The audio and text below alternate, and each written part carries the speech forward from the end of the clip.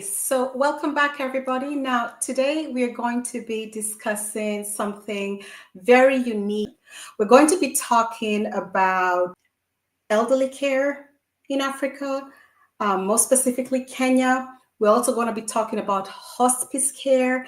And I know that these words, they don't really match. I know when people, when I say like elderly care and hospice and Africa, I know people are looking at me like, okay, did I hear right? Yeah, because I know that the idea of an elderly home, the idea of an elderly home in Kenya, we're being specific here, but let's just say Africa, is not something that feels like it's the norm. I know it feels a little bit more foreign because in most African societies, elderly care is traditionally left to the family.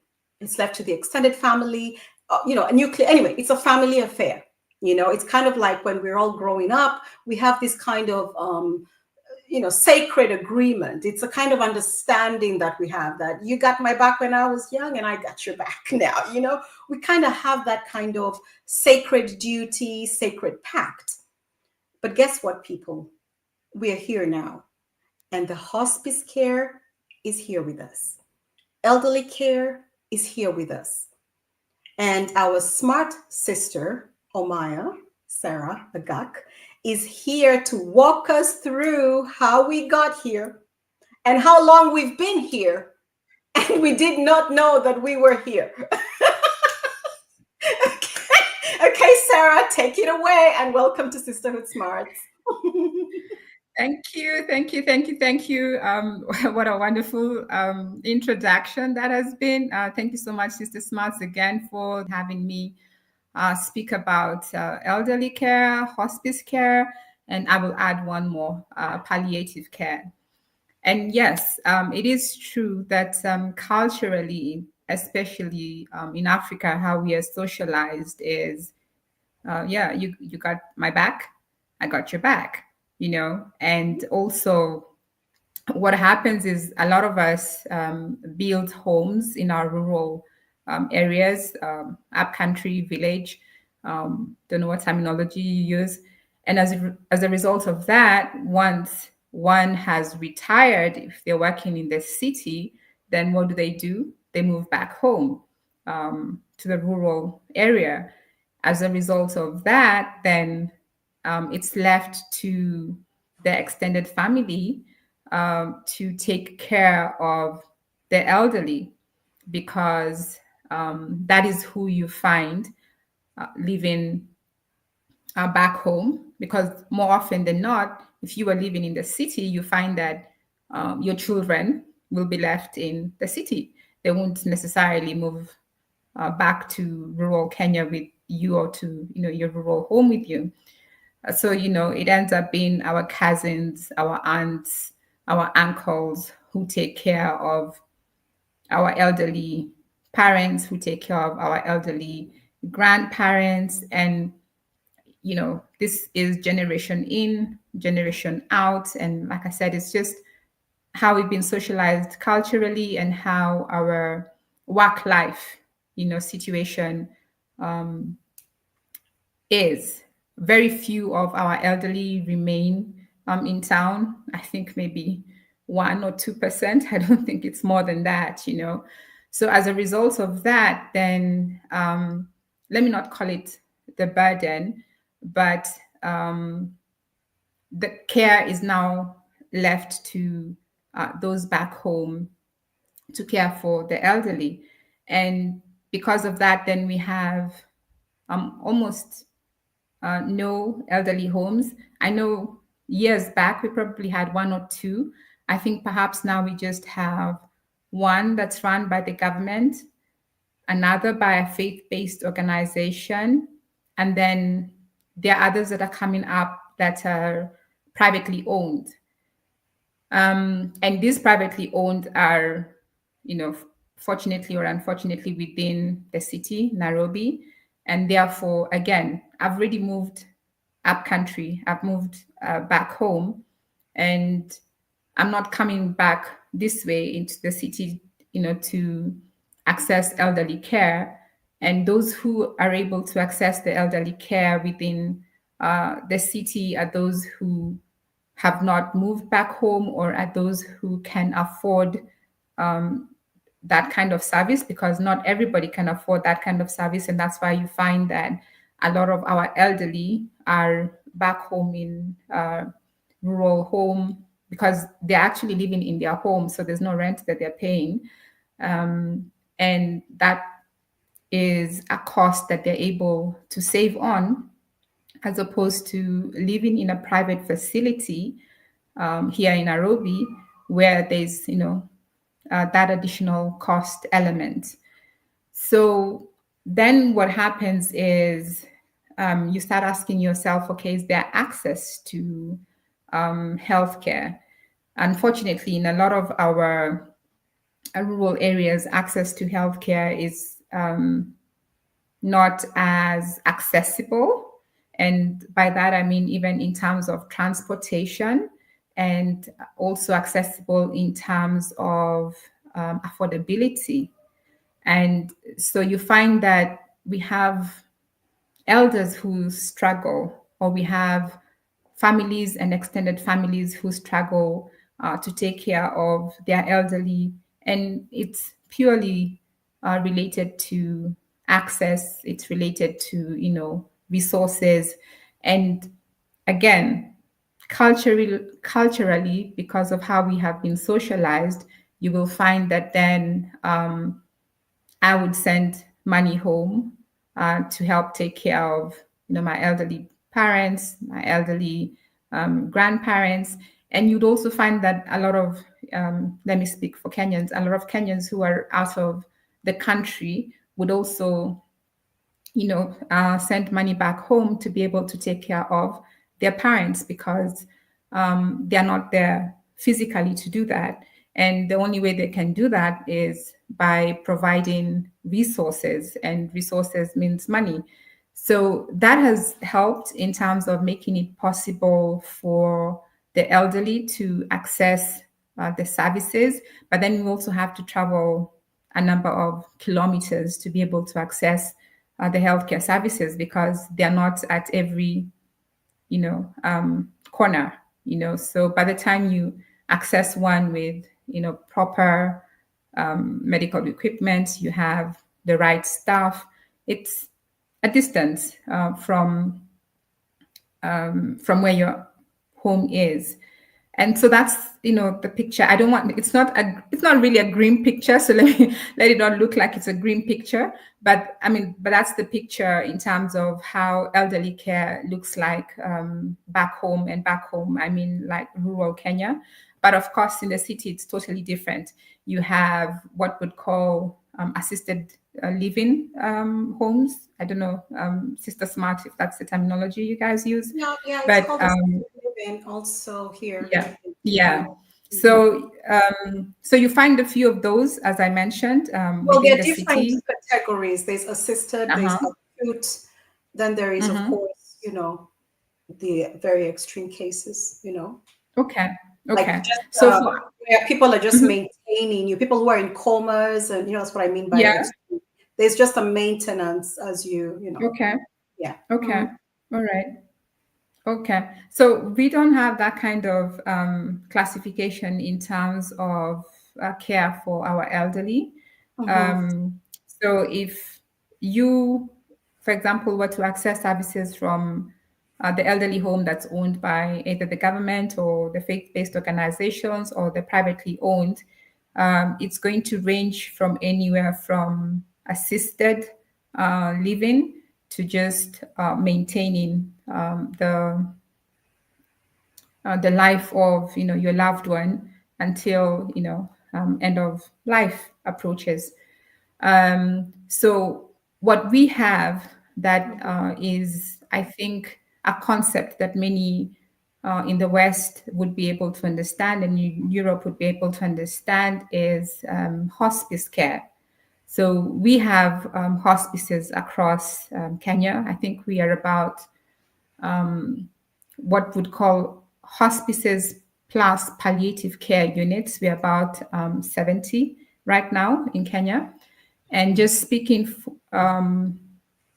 and on behalf of Nairobi Hospice, where I work, we have been in this space for 35 years, and Yeah, we have I'm provided sorry. Yeah, I hospice didn't care. actually. Yeah, sorry, I didn't actually say you were. You're the director of Nairobi Hospice. I'm sorry to our listeners. I didn't say that, but I also want you to, maybe walk us back. I know you just mentioned 30 years, but walk us back to when Yeah. this was founded, because we're just only hearing about it. And I know I am not the Yeah. only person, and I know I could say in Africa, Hmm. in Kenya or whatever, who doesn't know that Yeah. this is a thing in Africa. I think most of us are still stuck on the mindset of, Hmm. you know, elderly care, our parents and Yeah. grandmas are cared for by the family. And so Yeah. maybe walk Yeah. us through what inspired the creation of a hospice in a place, Yeah. aka the African Yeah. continent, in this Yeah. context, Kenya, where the idea was once foreign, and I Hmm. think it is still foreign. I think people still Yeah, it don't is. know this information. Correct me if I'm wrong. No, no, no, no. Very few people know of our existence, which is very sad because not only do we provide hospice care, but we provide palliative care services, which, as I said, I will expound on. But just to go back to what you've said and go back to history, surprisingly, yes, it was a foreign concept, and it was actually not started by Kenyans. It was started by palliative care nurses who worked in the UK and were now living in Kenya. And because of their background, of their knowledge, of their experience as nurses, working in palliative care, working in hospices, they saw a need when they were here in Kenya, and therefore decided that it would be important to establish one. And so the first hospice, which is Nairobi Hospice, that was established in East Africa, was Nairobi Hospice in 1990. And the Okay. mandate, yeah, and the mandate was very simple, just two things: to provide a care facility that would be able to take care of anyone who had a serious long term illness or a chronic illness. In some areas, you'll find the same terminology being used as life threatening illness. So the thought process was, why not provide a care facility where we could provide these services? Initially, it was on an outpatient basis, but now we also provide it as an inpatient service. So they're like, there's a need because you have a group of um, individuals, you have this group of patients who require specialized care. And that's the difference between, I would say, perhaps a hospital and a hospice, because hospitals generally you can get, a number of services, from what treatment for a road traffic accident to treatment for a life-threatening illness, and hence the intensive care units. But in a hospice, the care is specialized, and the care is, let me use the terminology we like to use nowadays, bespoke, because it is tailored to your particular need, it is tailored to your particular condition. So if, for example, I come in with a loved one who is elderly and just requires to be looked after, and not necessarily to be looked after and to be taken care of, in the sense that, especially when it comes to your medication regimen, remembering to, take your medication, remembering to, take them for a walk, ambulatory, so that they don't get bed sores and anything like that, then that particular service will be provided for that particular patient based on that need.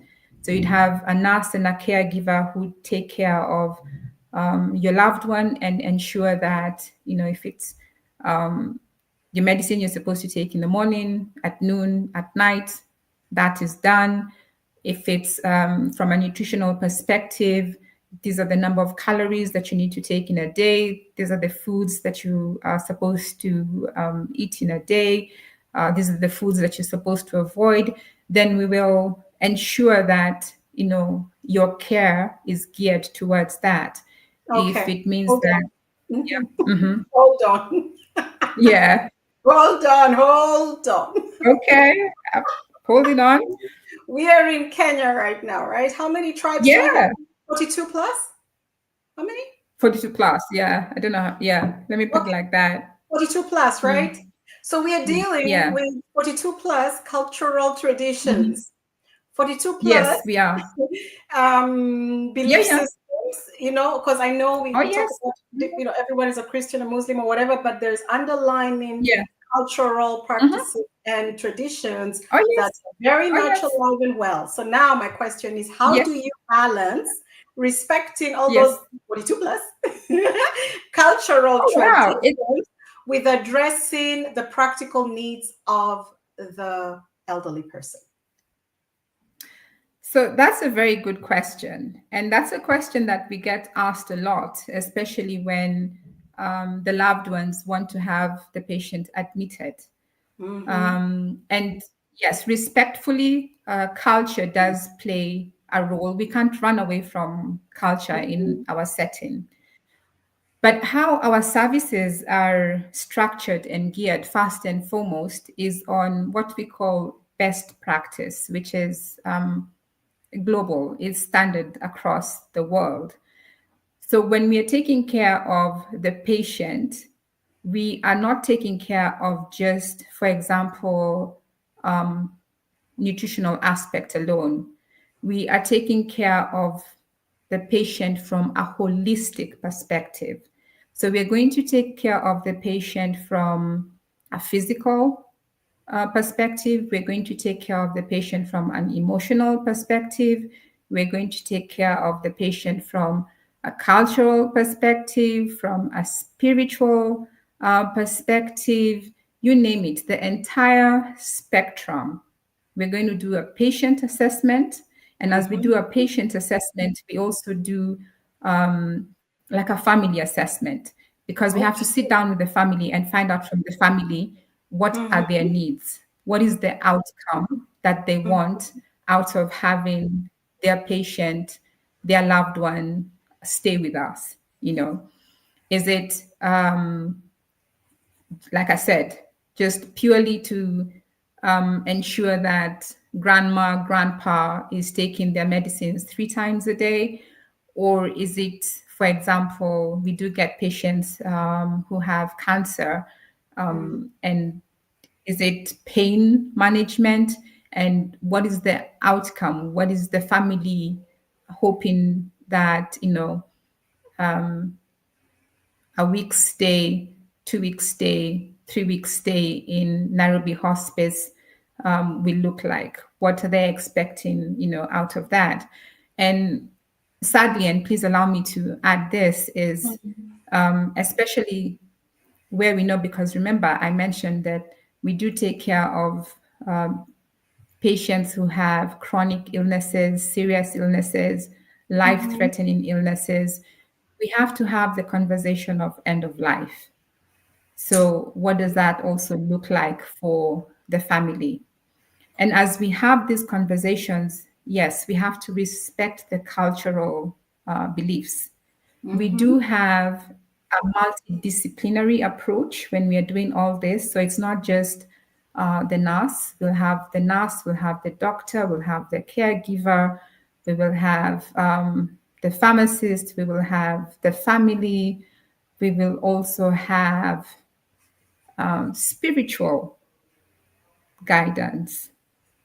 And in Wow. some instances, which is very niche, yeah, for Mm-hmm. Nairobi Hospice, is Mm-hmm. sometimes we will also have a lawyer. Because guess what?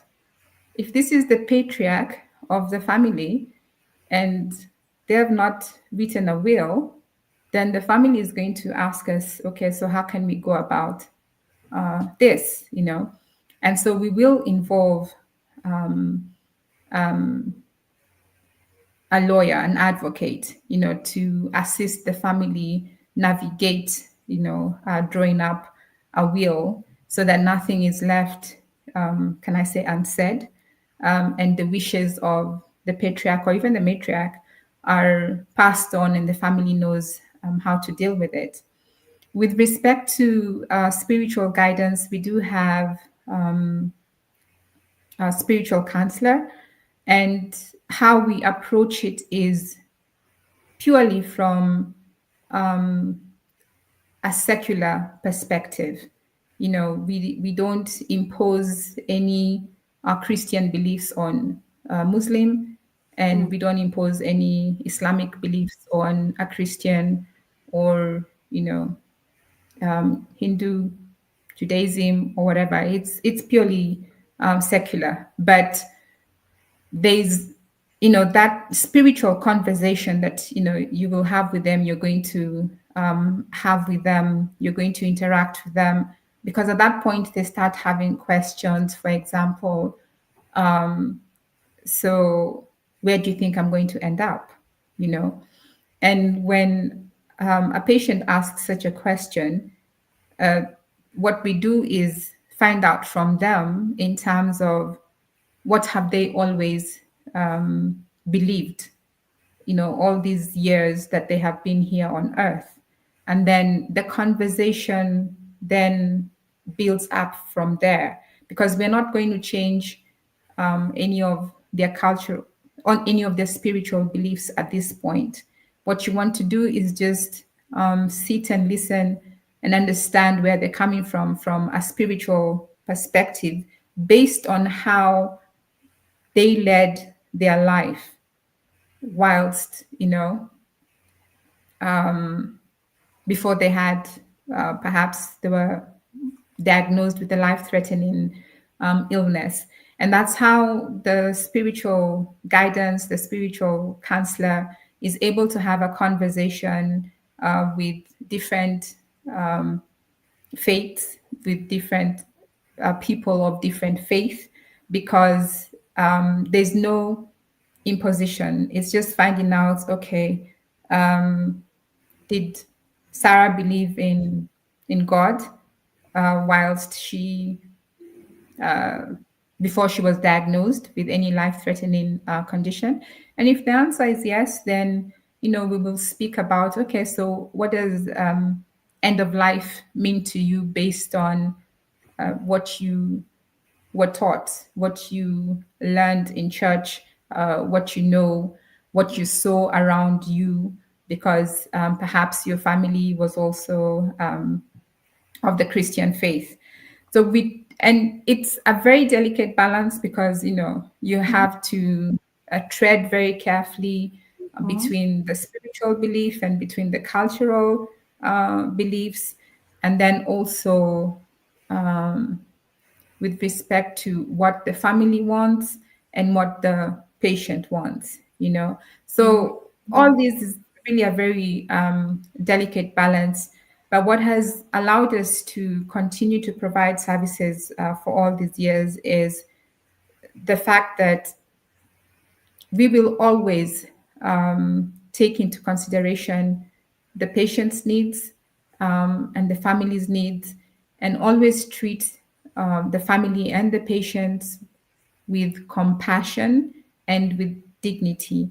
So, whatever service we are going to provide, we're going to ensure that it's not anything that is going to alarm the patient. It's not anything that's going to alarm the family. And that's why, right from the time we are admitting the patient, we do a patient assessment. We do a family assessment. And then we also have psychosocial counselors who come in to assess the emotional state of the patient, the emotional state of the family, and even provide psychosocial counseling and guidance to both the patient, the family, the caregivers, the loved ones, even myself. Suppose I had a second cousin or somebody who had been admitted at Nairobi Hospice, and I sought the services of a counselor at Nairobi Hospice. They would also provide me with that, because remember, we are now looking at a loved one who was very vibrant when you knew them, but Mm-hmm. now at this stage they're not as vibrant as they were, and you're now confronted with something which you are not ready to confront, in terms of, one, the loss of their vibrancy, and then two, here you're being told, okay, this is life threatening, or it's life limiting, because certain disabilities, are life limiting, and you're being asked to make certain decisions on behalf of your loved one. These are things which you know about them, but when you are confronted with those decisions, with those truths, it becomes something very different, and one can never predict how they're going to react to something like that.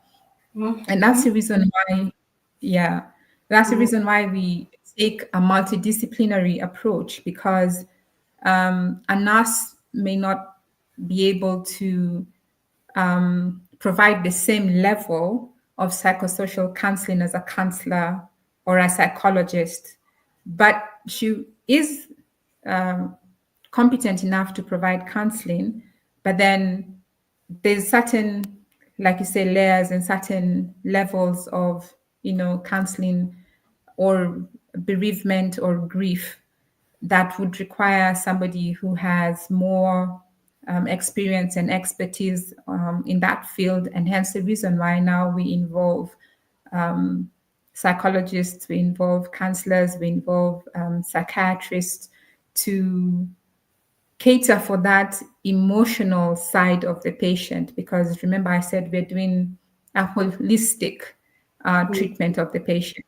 We are not just managing one specific aspect, we're managing the patient as a whole, the patient as Sarah, Yeah. Sarah's So it's not nutritional just needs. medical, taking medicine. Sarah has other needs. Yeah. And Exactly. Exactly.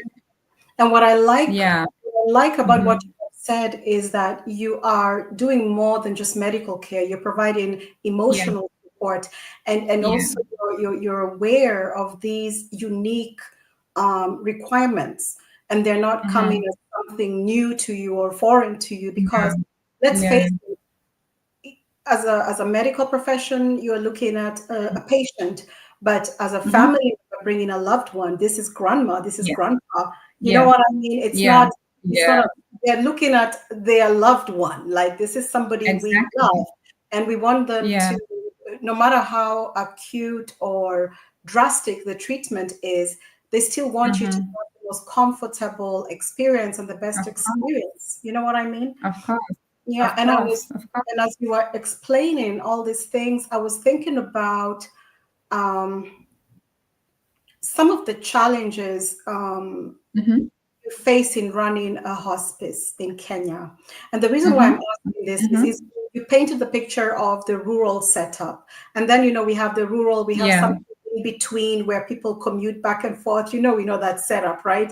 And then you Hmm. have the Nairobi Yeah. setup. Yeah. You're having three different variables: those who are Hmm. permanently to what I call going back to nature kind of setup, and then the ones Hmm. who are in between. They're like, I need to be in the Hmm. city because I still want to, keep myself young, Yeah. vibrant, and doing the stuff I love. And then, yeah, exactly. Yeah.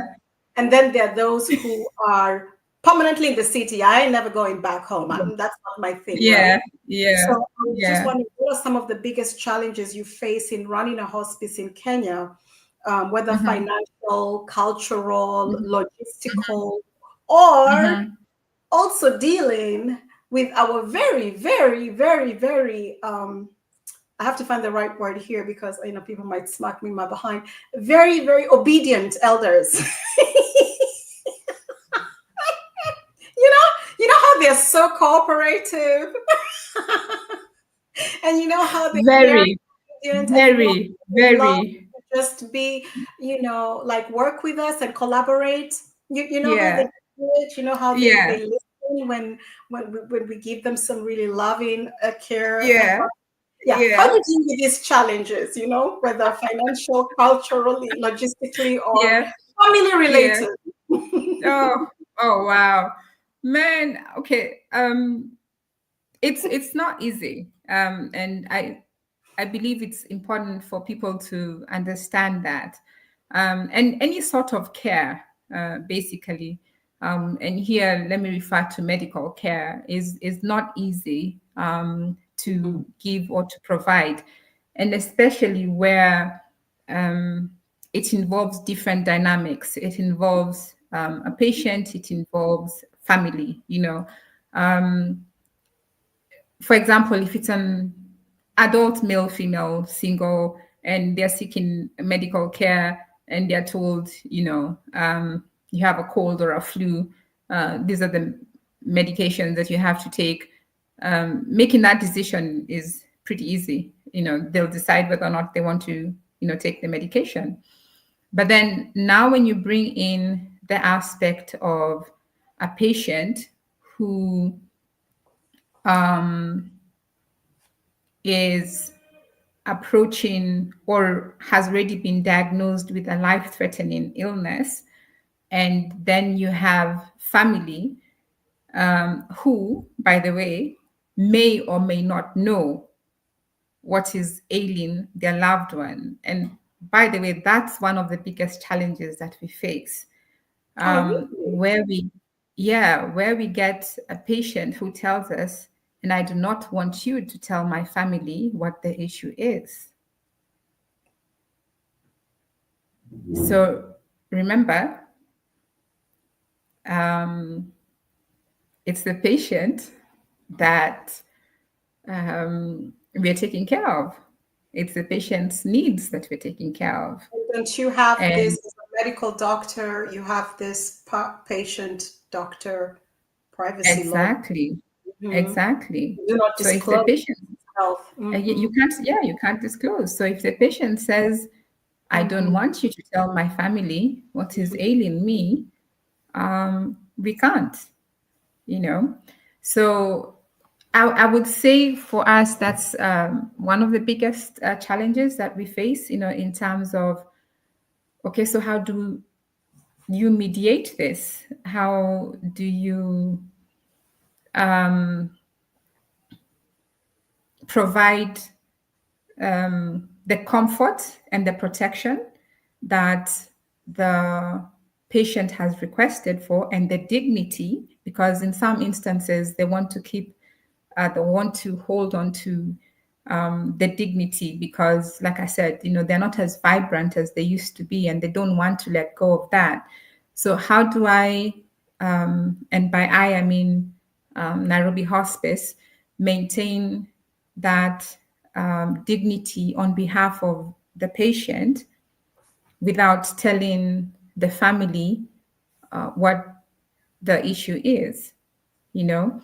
And that's now when we bring in a counselor or a psychologist, or in rare extremes, a psychiatrist, but it would usually be a counselor and a psychologist. And then we have what we call a family meeting. We don't disclose, yeah, because you have to have a family meeting, because because your family is, I mean, the family is like, okay, so and the questions can come in different ways. So maybe they would ask you a question like, what's the care plan? That's why I'm laughing because you Yeah, still don't disclose anything. Yeah, exactly. And the family Exactly. meeting is going to be asking you the hard questions, and you're going to be here Yeah, looking all vague, but they know something I is very, know. very wrong because grandma and grandpa are in a hospice. There's a reason. Yes, I know, right? So not There's a reason. knowing is actually worse because now you build even bigger clouds in your head. You know what I mean? Exactly, Yeah. exactly. So it then creates a lot of anxiety, creates a lot of Mm-hmm. tension, you know. Um, but at the end of the day, Mm-hmm. again, we just have to defer to the respects of the patient, you know. And especially, I know it's very difficult, you know, It's sometimes very, it seems like an it impossible is, mission, yeah. but I yeah. mean, Mm. for real, and this I say very lightly, had I known all this, I probably would not have gone into the medical profession. And I've just told my parents, no, maybe I can be, yeah, something else, you know, because yeah, having these conversations, even sometimes, you know, when you are dispensing medication, you know, Mm-hmm. the family will want to see, okay, so, you know, what are you giving? You know, even that becomes difficult to do when the family is there. So you have to either request them to give you, and by you, you know, the nurse and the caregiver, space and time to be able to give the treatment in the privacy or within the privacy that the patient has asked for, and then call the family back and act like this is an everyday occurrence, but it's not an everyday occurrence, you Oh know, my goodness. because yeah, because you can see it, you know, in their faces. You can see the worry, you can see the Mm-hmm. concern, you know. Yeah. But as you say, we have our dear lovely grandma, grandpa who has reached this point in life where when they tell you that my no is no, my no is no, okay? And if they are as stubborn as, yeah, you just have to accept that because, again, we are also looking at the cultural context in which we're providing this service, you Mm. know. And Mm. culturally, when grandma, grandpa speak, unless it is now life threatening in the sense that, for example, they refuse to seek treatment and they've not signed any, you know, do not resuscitate or any such document. Wow. When it comes, unless it comes to a point where they're refusing to seek treatment that will help their condition, then you can't have that conversation with the family about, you know, whatever is ailing the patient, you know. But should it come to a point where, for example, you get transferred to an ICU facility, then the family will be requested to make certain decisions, you know, on behalf of your grandma or your grandpa, because at this point, grandma, grandpa cannot speak, they cannot say anything, but the doctors need to save the life of grandma and grandpa, and therefore will, to some extent, disclose what they need to do, not necessarily what grandma and grandpa are is ailing grandma and grandpa, you know. So yeah, it's such a fine line, and yeah, sometimes like I said, had I known this, I probably would have joined, become a lawyer or something, I don't know, instead of yeah. Even as a lawyer, you probably still have to deal with the same issues. Land. I know, right? You Yeah, still you can but run away from this. yeah, So, yes, yeah, I but think when it comes to dealing with human beings, mhm. it's never there's never one thing fits all. You know what I mean? No, no, no, It's no, always no. like, yeah, there's always different Yeah, scenarios, even those we never yeah, imagined, you know? And I that's was just true. That's true. wondering, as you were Hmm. talking about all the different people, the different players, Hmm. and Hmm. that's quite a few people just for one Hmm. person, you know? I was just Mm-hmm. seeing the complexity of actually providing this service Mm-hmm. to the patient, or like not all Mm-hmm. patients, some are just elderly, to this Mm-hmm. person, right? And I was also Yeah. seeing the logistics, Mm-hmm. and you have this person, you have this, and they have to work Mm-hmm. in cohesion, Together. not Yeah. against, or because sometimes Mm-hmm. it can be counterproductive, Yes. if you're overlapping and you're not in sync, right? Yeah. And I was Yeah. wondering, so do you work with many volunteers or organizations that are not hospice based? Mm-hmm. Mm-hmm. Um, or is that Mm-hmm. is everything just internal? And the reason why I'm asking this is, like, here in Denmark, Mm-hmm. what happens is they have the different people who work at the care homes, but then Mm-hmm. they're Mm-hmm. always looking for volunteers Mm-hmm. to maybe come and read for these people, to Mm-hmm. the Mm-hmm. the elders, Mm-hmm. or walk with them, take them for Mm-hmm. walks, and Mm-hmm. just so that they can have that human contact, that Mm-hmm. human connection. Yes. And the Yeah. reason why they're doing this is Yeah. because, not because their family has abandoned them. Some, of course, they didn't have Mm-hmm. family, and family is doing them. But in some Mm-hmm. cases, the Mm-hmm. parents outlived their children. Mm-hmm. This also happens. Yeah. People don't think about this. It You can does. outlive your It children. does. And so if they Yeah. only had one child and that child is no longer there, and Yeah. and the husband is gone or the wife is gone, usually it's the women I see, because the women Mm-hmm. tend to live longer than the men. Yeah. Then there is a need for somebody to come and just be with you, Mm-hmm. make sure Mm-hmm. that you have that human connection. So this is why I'm posing Yeah. these questions, because then other players come into place, like, Yeah. yeah, different Yeah. organizations who do different things, Yeah. volunteer support in different ways. Okay.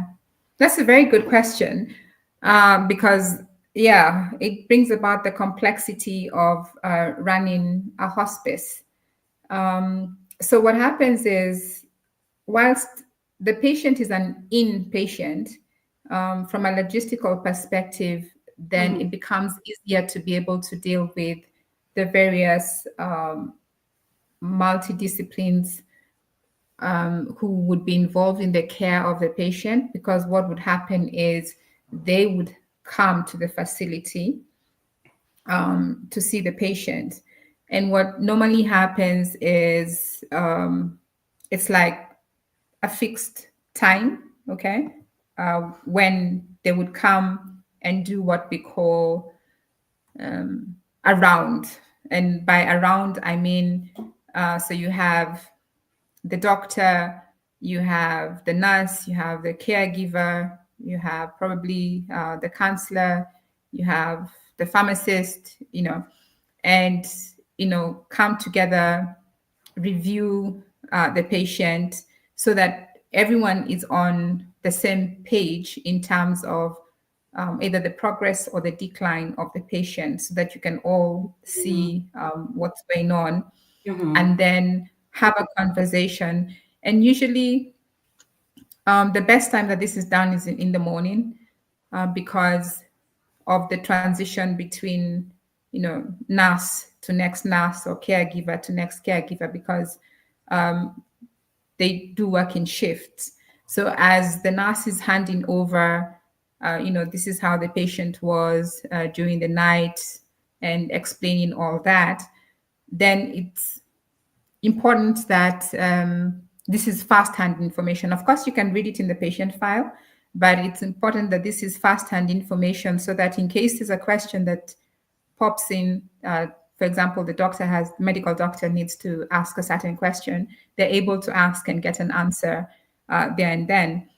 So once the patient has been reviewed, then a collective decision will be made in terms of what next with respect to the care for the patient.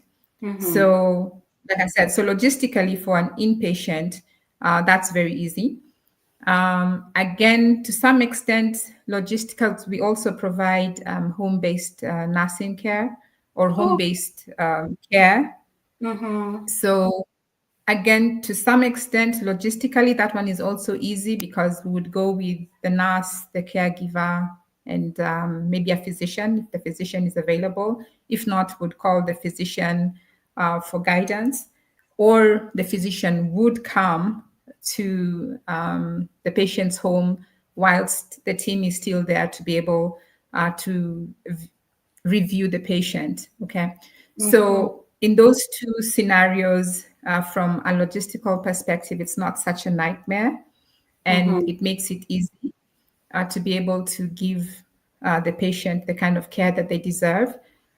And yes, we do have volunteers, and our volunteers are, whoa, wow, from the one who will read a book for You have that. the Yes, patient, nice. yeah, yeah, Mm-hmm. um, to the one who will provide, for example, counseling. So what we also do, which again is pretty unique for Nairobi Hospice, is every other Thursday, what we do for our outpatients, because we do have outpatients who are able to come to the hospice. So, what we do is on Thursdays, we provide them with breakfast and lunch.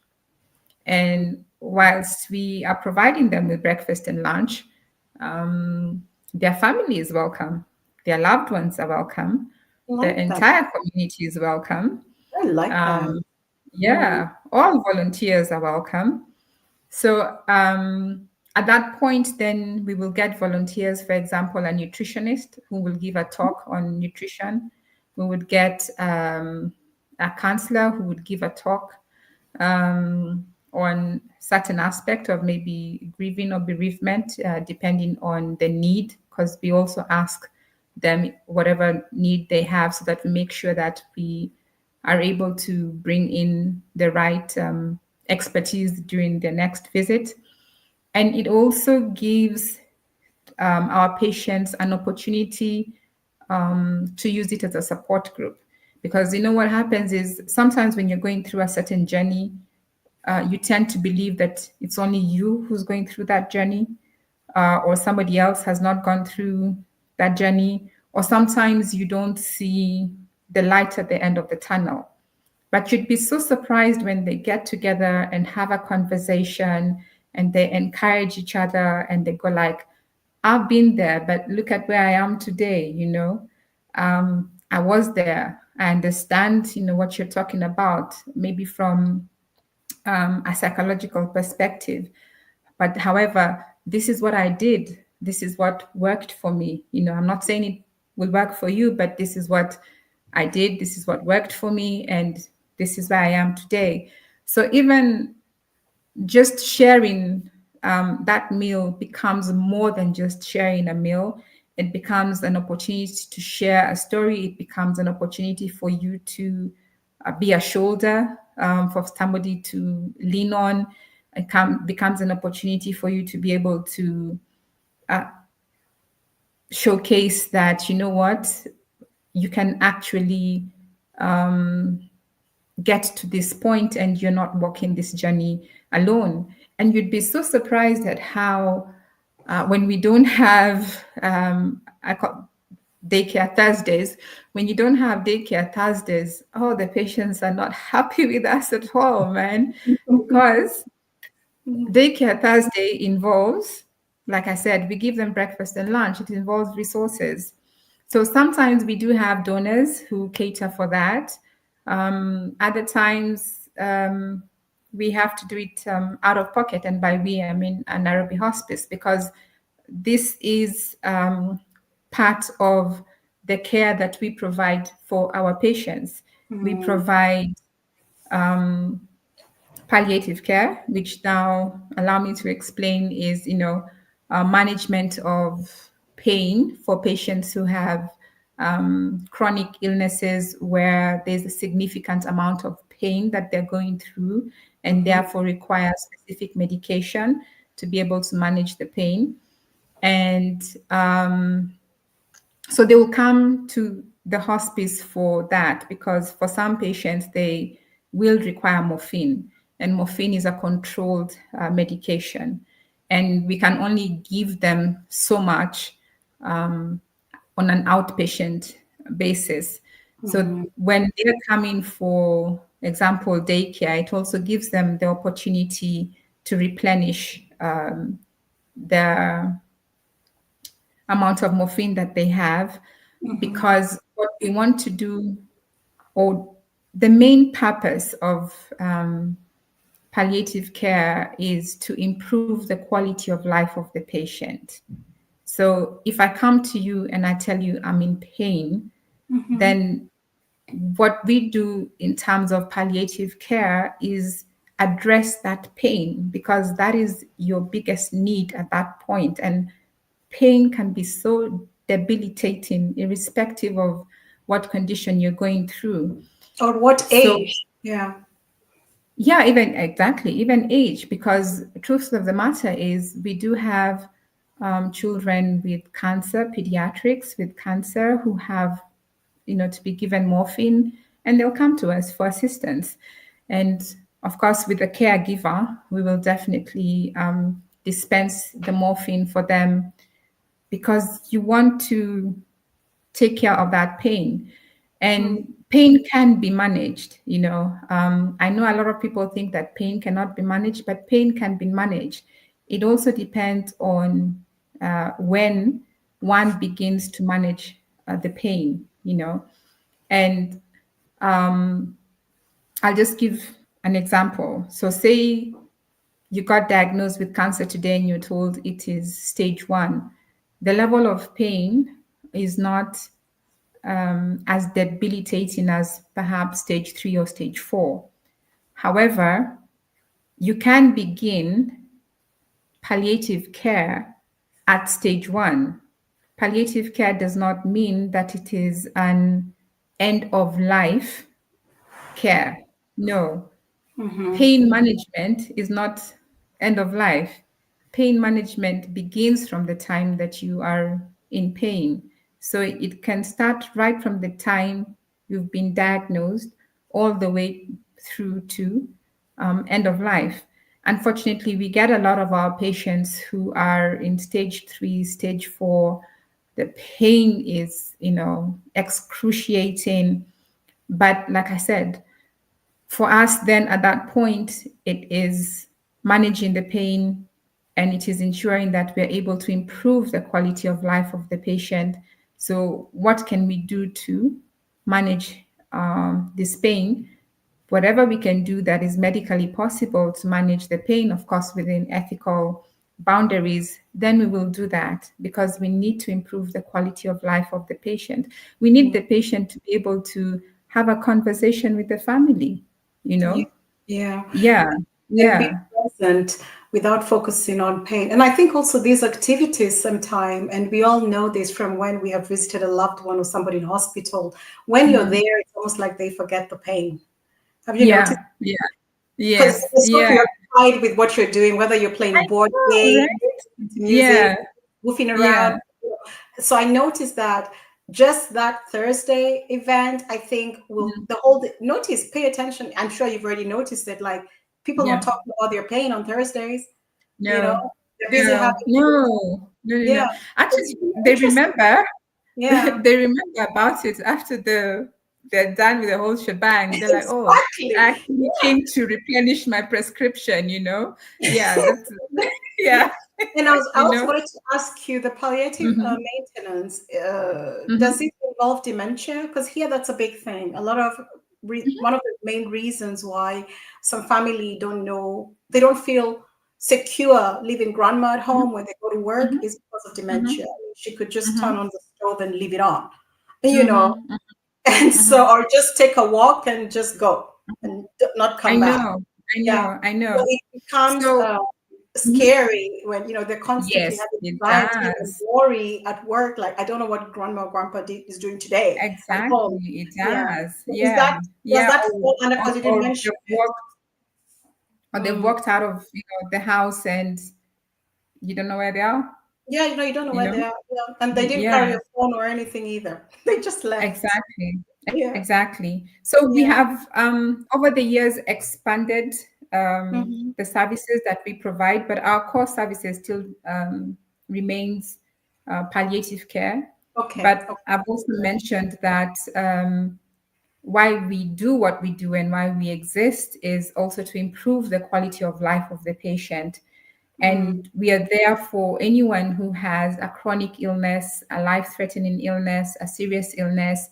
So we will classify dementia as, a chronic illness or even life threatening, depending on, like you're saying, if they light up a stove and, yeah, the mm, house, is on fire and yeah. So, So go we on. do, yeah, so we do care for such patients. Mm-hmm. And we do provide both a nurse and a caregiver to be able to care for such patients because we do understand the complexities of dementia. We do understand the complexities of living such a patient alone, and therefore we are able to provide a suitable environment where they can be looked after, Mm, and you as a family are comforted by that and less anxious, by the fact that if you left them at home, then an adverse event may occur. So because there's a need for that, again, we have to, like I said, our services are bespoke. So because there's a need for that, then we will also make sure that we are able to cater for that specific need, mm, and give the patient the comfort, the dignity, give the family the peace of mind that they are looking for. Yeah, mm. And yeah. I'm just sitting here and thinking, like, how do you think the concept of elderly homes is now changing in Africa when we take into consideration the urban and Mm-hmm. versus the rural setting? Because Mm-hmm. culturally, it's a bitter pill to swallow. You know what I Yeah, mean? Because yeah. um, I still think that, and I could be wrong on this, but I still think Mm-hmm. that it's still a bit foreign, the Yeah, concept. yeah, And I it is. think to some degree, it is seen as a form of abandonment. Yep, yep. So this is why I'm asking you, how do you Mm-hmm. think this concept is changing in Africa and how did we get here? Because here in the West, the conversation is being had now as Mm-hmm. to was it a good thing or when did Mm-hmm. it go wrong? Okay, Yeah, that's because interesting. because I remember talking to this elderly lady, and she is completely against it. Now she's quite healthy, but she does think Mm. about it because she says she said she's very healthy. She does a Mm-hmm. lot of exercise, swimming, Oh, gymnastics, nice. a lot of fun Mm. things, and she's in her 80s. Yeah. And Uh, she said one thing very that really stuck with me. She said, I know I have to think about maybe one day I mm-hmm. might have to go to an elderly care home. And I asked her, and what crosses your mind when you think about it? She said, Mm-hmm. when I go in there, then I'm just ready to die. And I said, Oh, but why? And she said, because it's just depressing. oh, She wow. said, my life now is just looking at four walls and I just Yeah, don't want. She said, It's like a place you go to die." And yeah. in a country that this is normal. They've Mm-hmm. done this for many years. It's a normal thing. I mean, Mm-hmm. there's so many elderly homes, and we Mm-hmm. see the elderly cars coming home to give home care for people who are still capable but not hospice Mm-hmm. material. And so I think that it's a touchy subject also because Mm-hmm. our elders might also have same mindset Mm-hmm. that Mm-hmm. the minute I Mm-hmm. say yes to Yeah, going to a hospice, then I yeah, might as well just be saying yes to yeah, then I might as well just be saying yes, yeah, kind of over. yeah. And Yeah. I also think that you mentioned something very interesting in the beginning. You mentioned that when you do the assessment, the past Mm-hmm. assessment, you also have to talk Mm-hmm. about death. And I Yeah. think as a nation, I think this is a global thing. Everyone avoids Mm-hmm. this topic. I think this is Yeah. a Yes. global thing. It's not an Oh, yes. African thing, a European No. thing, an American thing. I think Yeah. people just don't want to talk about it, but Mm-hmm. people just don't want to talk about it. But I think that it's something we all know. It's inevitable. And I Yep. think if we had created a healthy culture around this conversation, then you Mm-hmm. wouldn't have um, your patients asking Mm-hmm. what happens to me. Yeah. We wouldn't have people in fear. You know, Mm-hmm. I think the Mm-hmm. fear of a lot of things that the things that we fear the most are mostly based on not knowing. Yep. You know how even before you taste something, you fear because you don't know Yeah. what it is. And Yeah. then You're once like, you don't fear it anymore, you're like, oh yeah. my God, it's actually Yeah. quite cool, you know? Yeah. So I think a lot of things are based on fear. And sometimes Yeah. the fear can be, it can make you, be in a state of arrested development. You know what I mean? Mm-hmm. Mm-hmm. You Mm-hmm. may not make the right decisions for yourself as Yeah. well. Yeah. Um, but yes, that's why I was just asking, like, how do you see this? Yeah, how do you see it? Yeah, how is this concept? Yeah, how is Wow. it changing? I'm because I know these are real. I know what I'm saying Mm-hmm. is an Mm-hmm. issue. I Mm-hmm. know it's seen as Mm-hmm. abandonment, and I Mm-hmm. know It is. most Africans would rather just say, we're just going to have to make it work at home. Even though Yeah. they could get some extra help. Yeah. Because you mentioned the home care services, that's also a good Yeah. solution. You know, Yeah. Yeah. but yeah, yeah. Walk Yeah. us through how you see So, this. Hmm. first, I'll speak about the urban area. More and more, and especially in Nairobi, places are opening up for the elderly care, elderly facilities to take care of elderly patients. And this is mainly because, or one of the factors, let me not say it's mainly because, one of the factors is that you find, as you had mentioned, the children are not living in the country with, the parents anymore.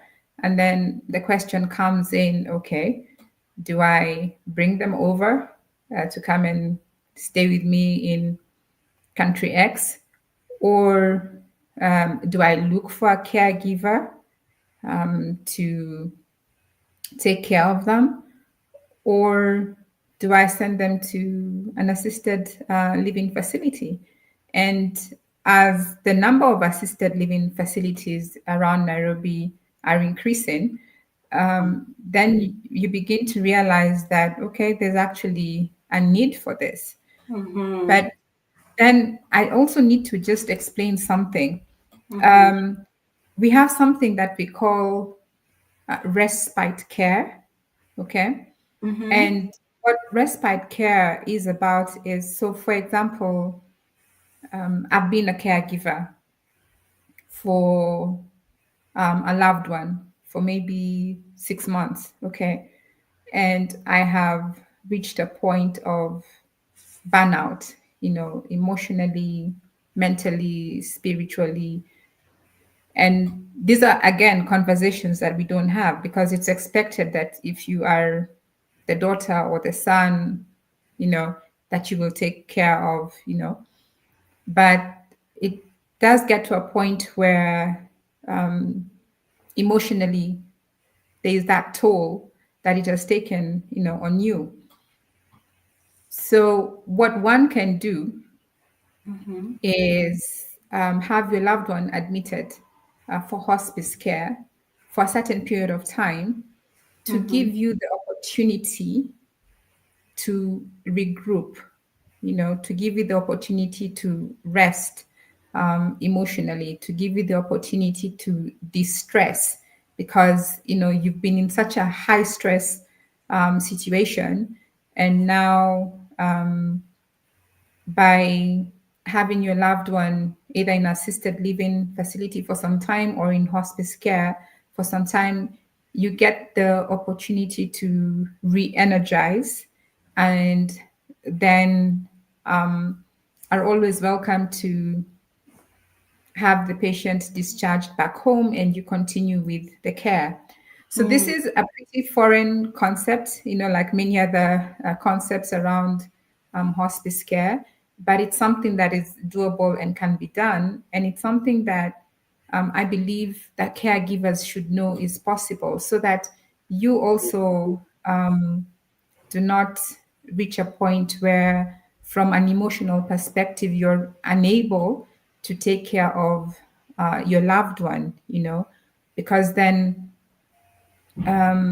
unfortunately, what that may lead to is your inability to take care of them to the best of your ability, and then what does that do?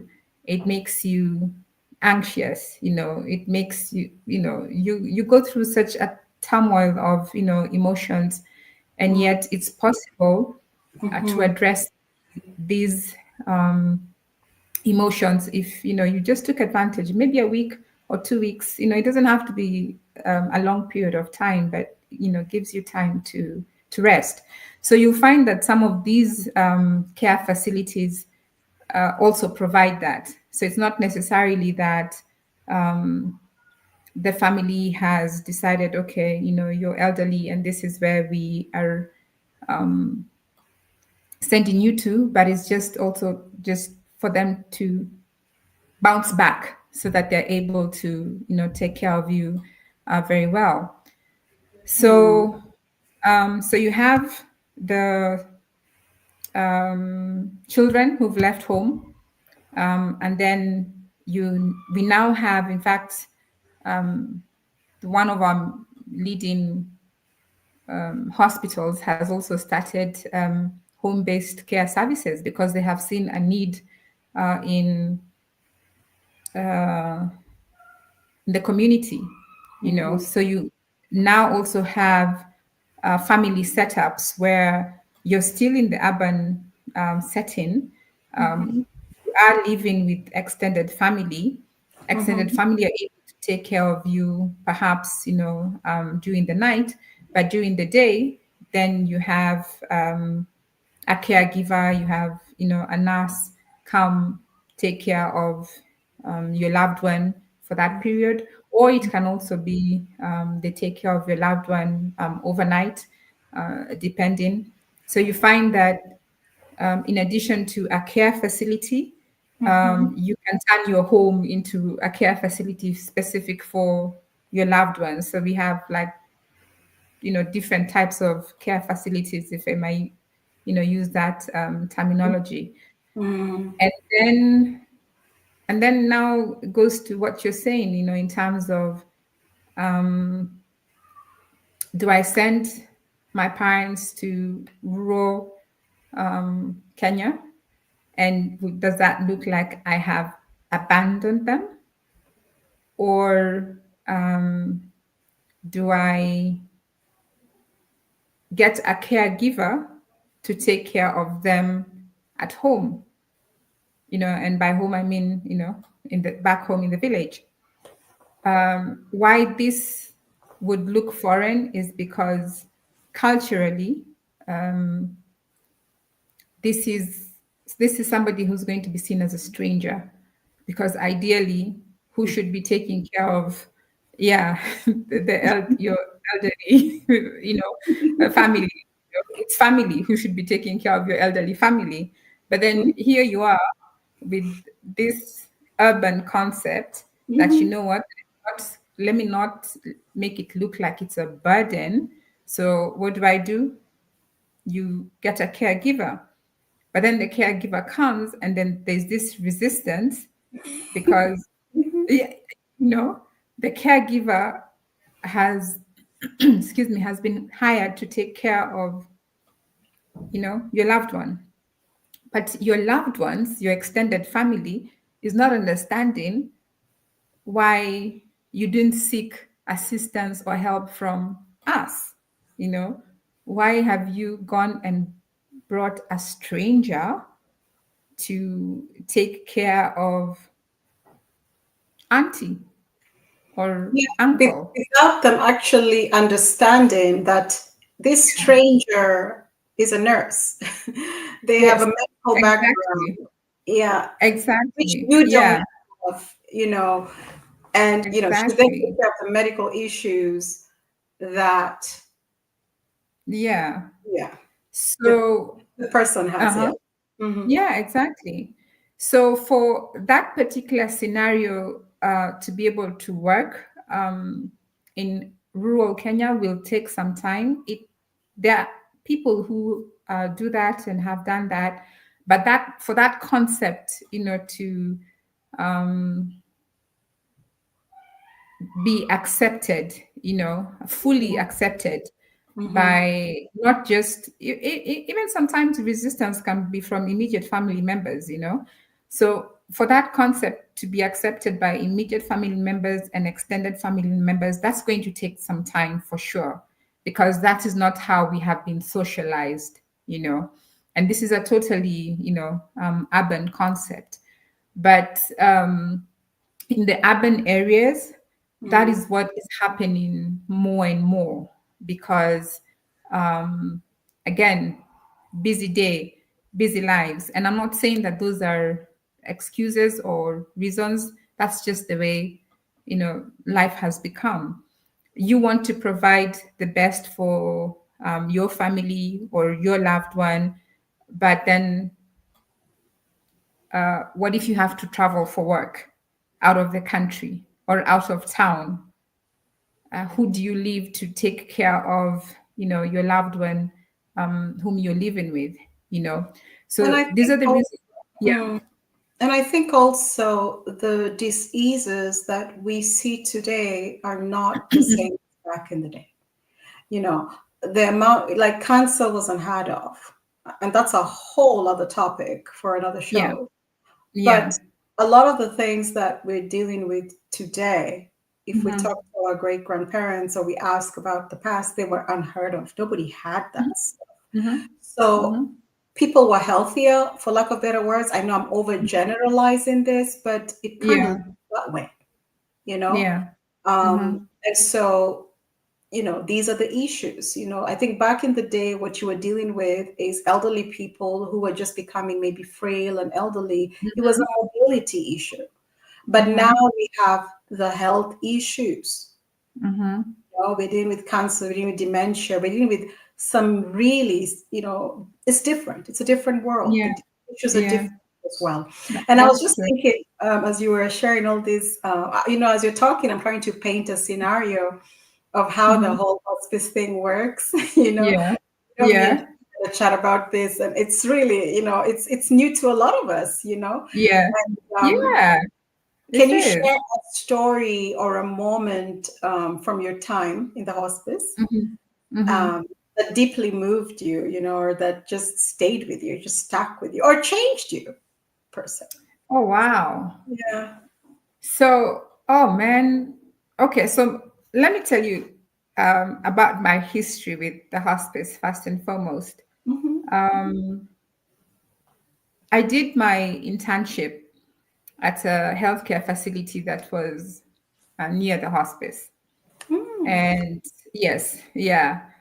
And I remember I was doing my oncology rotation, and um, one of the one of the hardest things I in my entire, because it's a whole year of internship, but different settings. But one of um, the hardest to have accepted, and don't ask me why I ended up doing that rotation much longer than other rotations, was seeing a child diagnosed with cancer. Mm. And then you walk into the ward, and that's the happiest child. That's the most playful, child. That's the one who has gone to everybody's bed and is waking them up. It's like, it's morning, get up, get up, get up. But you understand that um, his or her life is soon going to come to an end, you know. You don't know when that is, you don't know when that's going to happen, but it will happen. Mm. And then um, you go to work the following day and you find an empty bed. Oh, Yeah. wow. Yeah. No.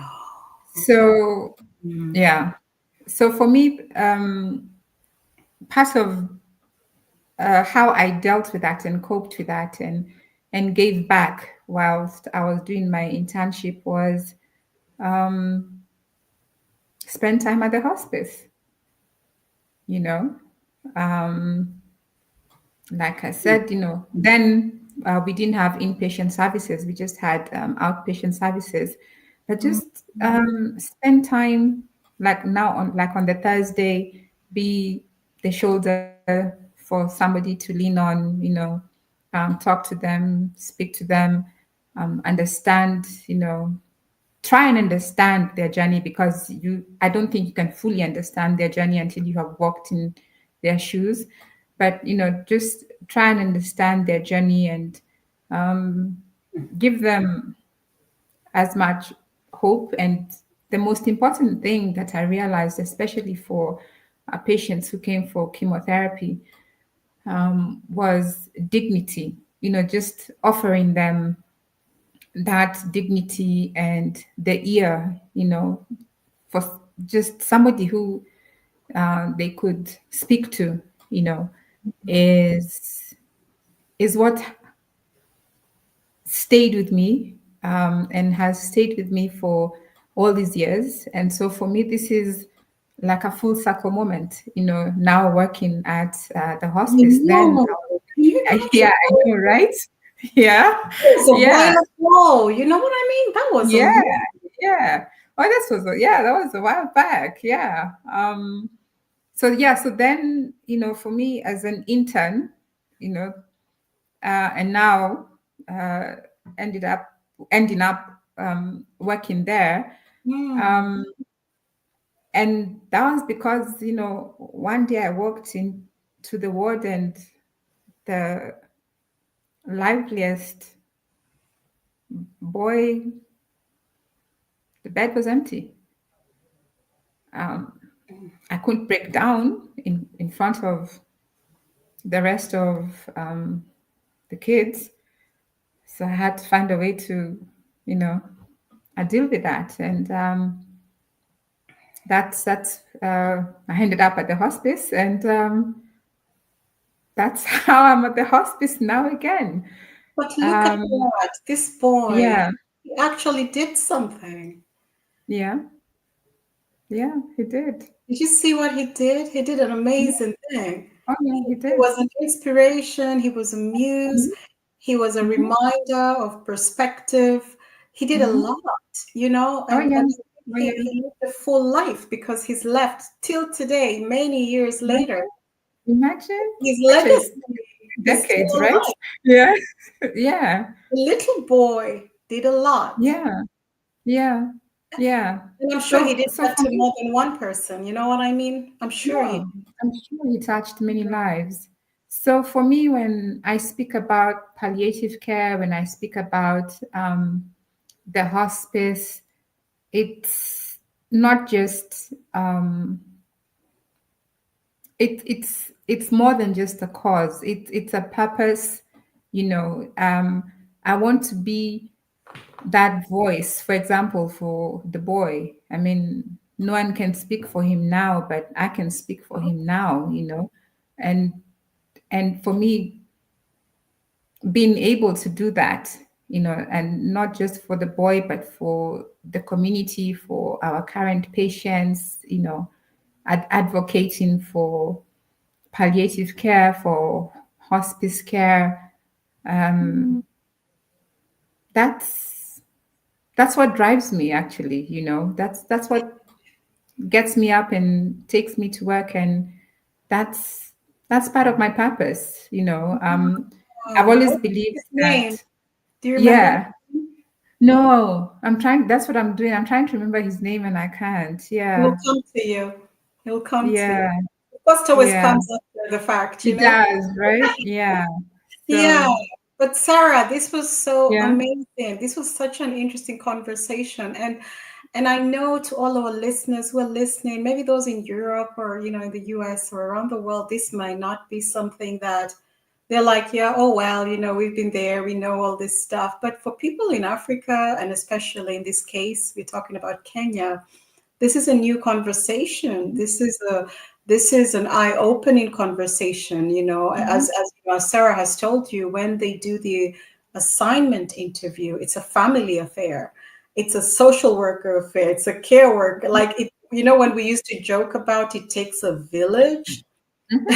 Mm-hmm. It Like it does. just It made me does. think about that. And so I think I'm so grateful that you took the time to come and share this information with us, Most welcome. to create the awareness on the very important topic of our elders.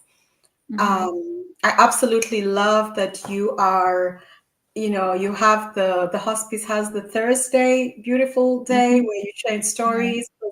Our elders are a walking library, Mm-hmm.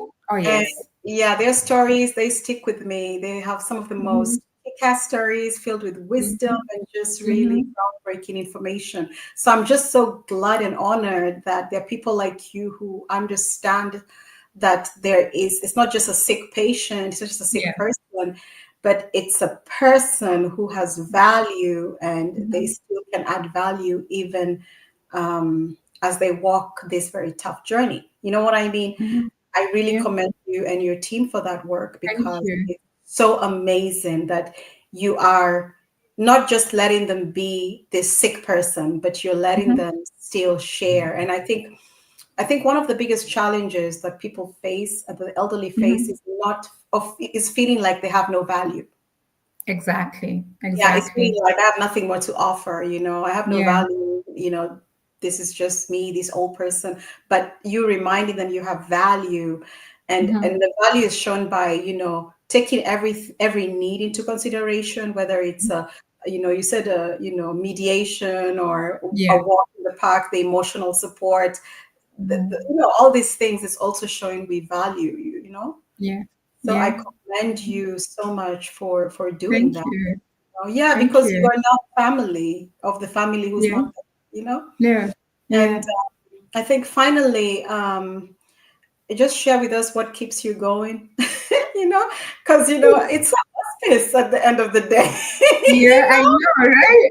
One, I'm just curious. I I know, know, I right? know because of who I am, that's not my cup of Mm-hmm. coffee. But maybe for people who work in this field, it's something else. Mm-hmm. But I was just wondering what keeps you going, and Mm-hmm. in this work that you do, and Mm-hmm. what are your hopes, like your hopes for the future of elder care in Kenya and Africa? Where do you want it to go? Ooh, What do you want to see? wow. Yeah. So, I'll tell you what keeps me going, is knowing that, um, it's not a service per se that, we are providing or I'm providing. It's, just watching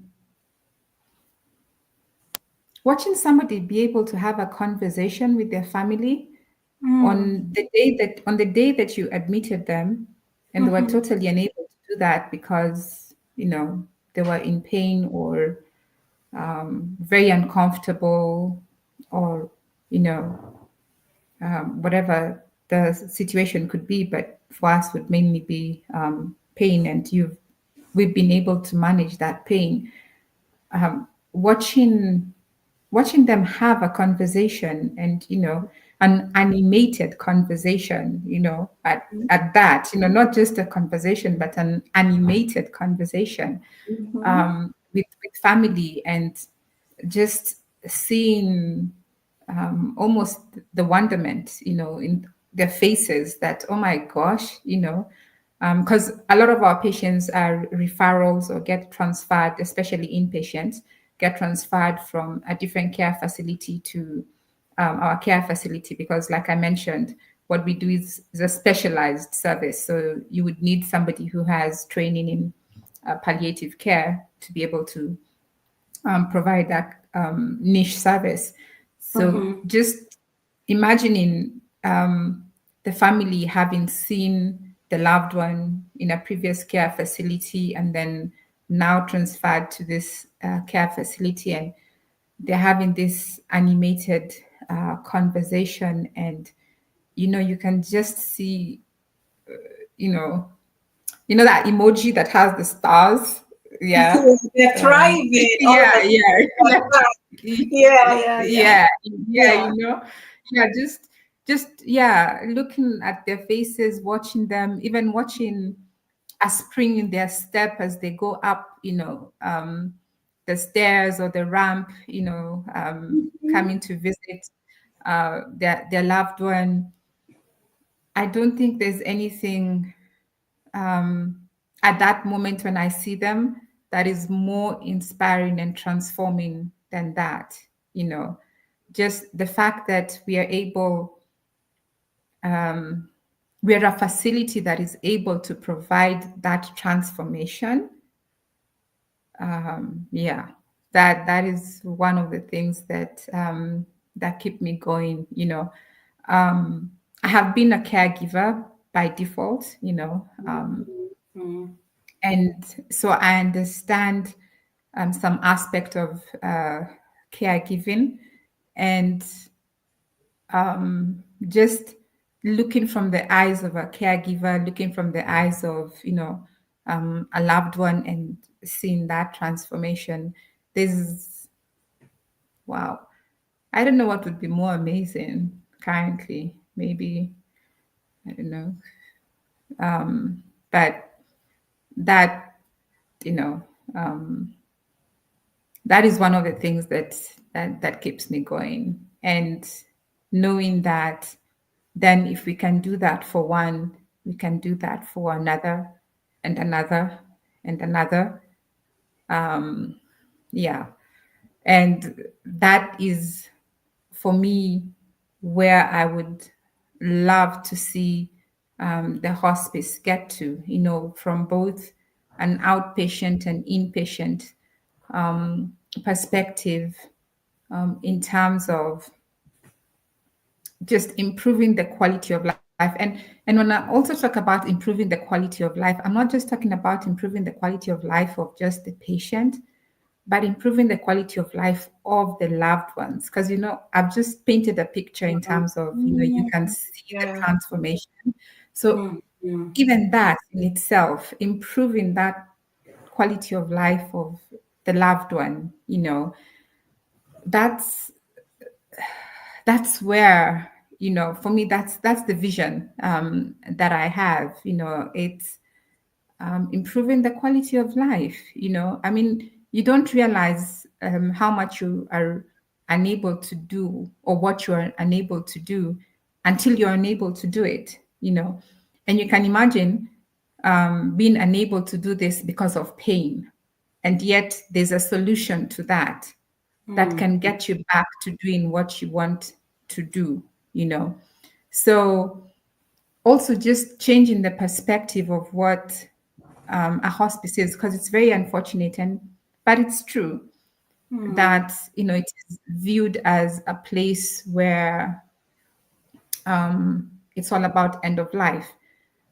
But granted, that is what a hospice, is.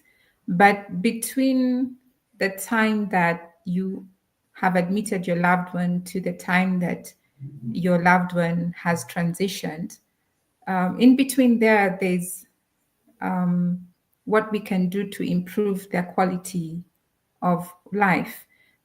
So just being able to change people's perspective of what does happen in a hospice, that it can also be a transformative experience. And it doesn't always have to be seen as a negative experience, because remember, we hold your hand from day one. We hold your hand as the patient, we hold your hand as the family. We provide you with bereavement counseling, even after, by the way, let me add, even after your loved one has transitioned, we still work with you. We provide you with bereavement counseling. Yeah, don't we don't let go of you just because your loved one has transitioned. And you know that level of care, that level of providing family with that comfort and dignity And is, reassurance. Yeah. and reassurance. Yes, that's right. Mm. That's definitely the legacy that I would love to see be carried on years and years from now with respect to the hospice. Yeah, So beautiful, Sarah. And to all our listeners, Sarah, I want to thank you so much for coming. This most has been welcome. such what's it say? I said most welcome. Yeah, you're always welcome to come back, you know. Yeah, You might as well just put your chair right next to me over I here. know. Let's fix a date for the next one already, right? No, this is so beautiful, and I think everything. You can always take. You know how they say when you get lemons, you make lemonade. You can make Mhm. lemon jam, marmalade, and you can make Yeah, good things as well. And so yeah. you use you use the cards you're dealt. Mhm. And I think our only hope is that they're in the hands of the right people. Yeah. And I think it's okay for me to say this on behalf of Africans. We've always known that it takes a village, Mhm. and so a village was not limited to your family. It Yeah. literally meant a village. Mhm. And so I'm just grateful that you are using your passion, your gift, and your assignment. As we would say in the church, I'm on Yeah. assignment. Yeah. Yeah. Yeah. My God-given assignments. Yeah. Mhm. Mhm. And to take care of the elderly. Yeah. Yeah. So Yeah. this was our smart sister, Sara Agak Omaya. And she has been hanging out with us on Sisterhood Smart. We have had a very, for me, I'll just speak for myself, it's been a very thought-provoking conversation, an eye-opening one, and one that is, going to keep me, really looking into the transformation and the changes that are taking place on the continent, and Mhm. um, and what it means um, Mhm. in the long term. Yeah. Yeah. So, Sarah, you want to have the Mhm. last word and then we can head out of here? Wow. I just want to say thank you to Sister Smarts for giving me the opportunity to speak about something that, depending on what side of the world you live in, may be deemed as culturally taboo to an everyday conversation, but a conversation that needs to be heard, um, and needs to handled in the most dignified way possible. So just, you know, having the opportunity to, like I said, be a voice for the voiceless, those who cannot speak about this, is really humbling. And I'm so totally honored that you invited me to be able to shed more light on elderly care, on hospice care, and palliative care. And I hope that